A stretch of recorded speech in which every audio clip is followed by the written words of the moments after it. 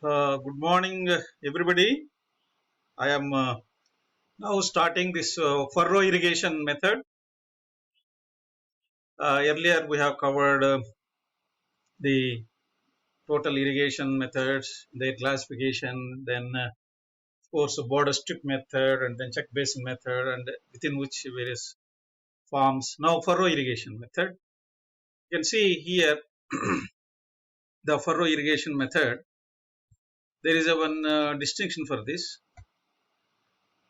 Uh, Normally, in all these flooding methods, you are wetting the entire surface area, of course, except some ring method. Whereas all other things, they wet the entire surface area. So naturally, the losses are more. So in the case of furrow method, that's what we try to emphasize. Only one half to one fifth of the surface area is wetted. This is very important. Thus, evaporation losses are very much reduced, and other losses also very much reduced. So that is how where the furrow method stands. In naturally, many of these cash crops, including mirchi, tobacco, many other things, they start with furrows initially. Then they go for zigzag flooding method.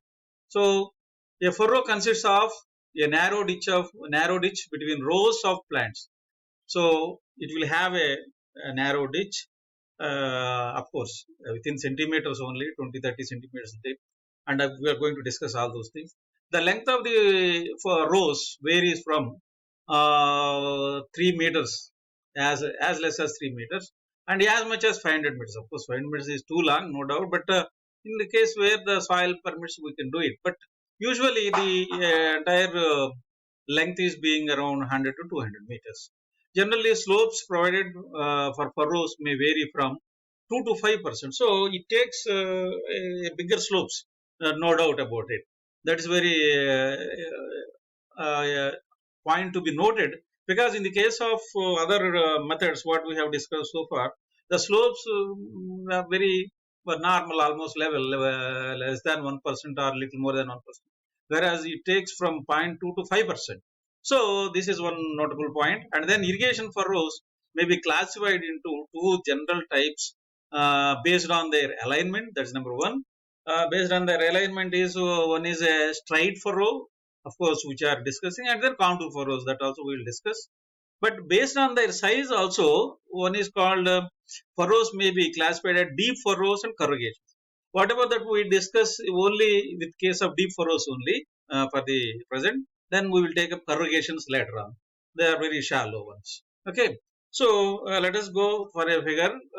You can see now this is taken from a FAO document. You can see this is the ridge. You can see this is a ridge on which plants can be put, and this is the furrow. You can see the furrow is a ridge. So plants can be put either here, depends on various requirements. So the ridge and then furrow, ridge and then furrow, ridge and then furrow. So basically, in this furrow method, when the water is flows in the furrows, the capillary action will make this water to seep into the side by that, particularly towards the ridge, and on the ridge you will have plants, and these roots will absorb this moisture. This is the fundamental point in furrow irrigation. What is that? The plants are planted on the ridge, and the root system is spread in the ridge, and the water that is flowing in the furrow is percolated laterally like this. So that is the main important crux of the point. Okay. So then these are the case of a straight furrows, of course. Similarly, you can have the case of contour furrows. Again, a hand-on figure from my hand. This you can see when the slope is like this. Slope is like this. Across the slope, furrows are made as far as the contour furrows are concerned. As earlier, the same principle, you can have some control structures to control the water. Similarly, you will have a drain to evacuate. So all other things are same. So this is the furrow and this is the ridge. Okay, so this how it takes the shape of the contours of the land normally. Okay, so straight furrows versus contour furrows, both we are discussing simultaneously. Straight furrows like borders are laid down the prevailing land slope. You see, along the land slope, these straight furrows are laid down. That is earlier on what you see. They are best suited when the land slope does not exceed 0.75%. So normally here also we recommend a 0.75% slope in general, but it takes greater slopes also, no doubt, in the very introductory figure what we have, introductory statement what we have made. So the ranges in furrow slopes for a different efficient irrigation, different soil types are the same as those recommended by borders. That's why many other things we can take from the borders, in the case of check basin or other furrow, but some typical things we will discuss now. Okay, contour furrows. Contour furrow method is similar to the graded and level furrow method, just like this straight furrow only.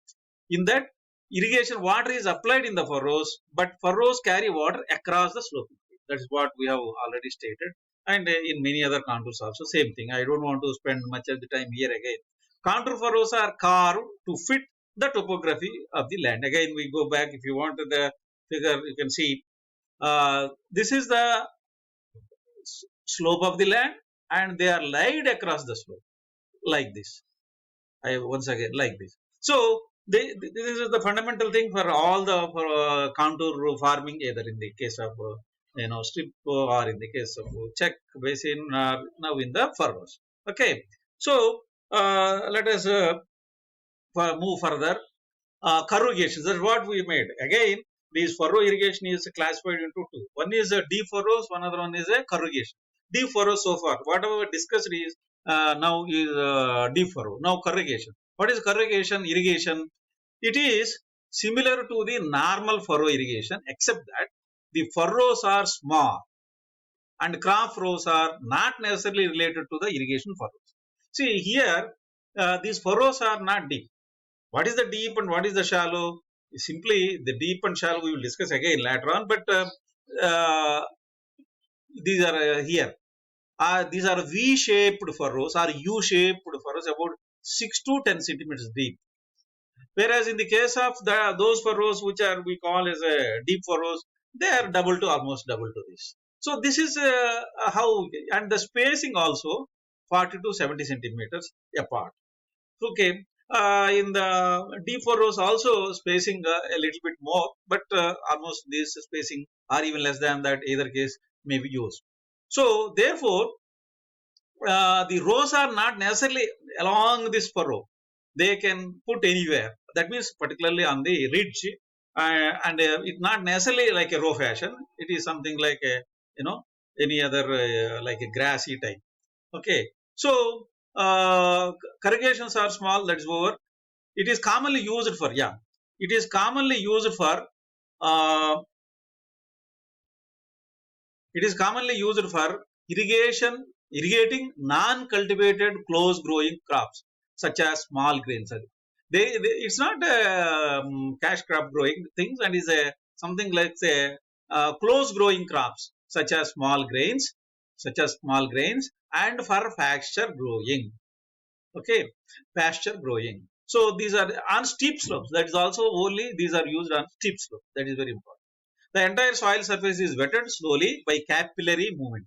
Already I have explained how the lateral direction capillary movement, the furrows, from furrow water goes as a capillary movement to the ridges. That is what we have explained earlier, which flows into the corrugations. Okay, there we call ridge, here it is called corrugation. Corrugation irrigation is most suitable in warmly soils in which the lateral movement of water takes place readily. Basically, it's not a moist or soils, but warmly soils. Clay soils with low infiltration rates are difficult to irrigate this method. That's what. A little bit alfy soils are better for these corrugations rather than these clayey and other things. Okay. So this is how. What about the corrugations? Then now we come back again for the furrow for its design. So the design of furrow means what? It's length, how much length, furrow length, and then combination of spacing. It's a design basically includes a combination of spacing, length, slope. Here we are combination of spacing, length, and slope, furrows, and suitable size of the irrigation stream also. So and then duration of water application. Okay, so these are the some of the design parameters, of course, which we deal each one of them individually. So, for example, you can see furrow spacing. We are talking about spacing of furrows again depends upon the crops grown. Crops grown. Crops grown means it all depends upon whether it's potatoes or it is for some other other row growing like mirchi and other things, chilies or so on. The underlying philosophy is that whatever the crop you grow, this is a very important philosophy. This philosophy you should keep in mind is that the furrows should, sorry, the furrows should be close enough to ensure that the water spreads to the sides into the ridge and root zone of the crop to replenish the soil moisture uniformly. This is very important. It depends upon the crop, its root zone system. You will be deciding its spacing. Ultimately, what is the guiding factor? The the root zone should receive water through capillary action from the furrows to its ridge. That is very important. So that means you should have a fair knowledge about the kind of crop you are going and its root zone. And suppose there is a small root zone spreading type crops, you cannot have a bigger spacing. If it is a root zone system is very large, like we have talked about cotton and all. So this may be a little bit more space. So for example, that's what it is written here. For example, crops like potatoes, maize, and cotton are planted 62 centimeters apart and have furrows between all rows. So they have for every row they have a furrow. Whereas vegetable crops, for example, such as lettuce, carrots, onions, are spaced. You can see a lesser space because its root zone. Lettuce root zone is limited, whereas cotton root zone is very widespread. So that is why two rows between the furrows. Okay, so that 30 to 40 centimeters only. Wide-spaced crops like melon, fruit trees, and berries generally require more than one furrow between crop rows. So that is much more furrows are needed. So this is how this spacing is not simply related to your hydraulics alone, but it's related to the crop grown also. Okay, let us see further design of furrow irrigation. Then furrow length. See, the length of the furrow depends upon again the soil type, furrow slope, and the net depth of application, the optimum all these things. So length of the furrow depends upon soil type, that's number one. Furrow slope also, that's number two. Net depth of irrigation also, that's how much. So ultimately, what is that length that is guided? Optimal length of a furrow is usually the longest furrow that can be safely and efficiently irrigated. It is not too short, it is not too long, but it should be have an optimum so that when you are irrigating, ultimately the water should reach. I mean, the moisture should reach, soil moisture should reach the ridge, root zone system.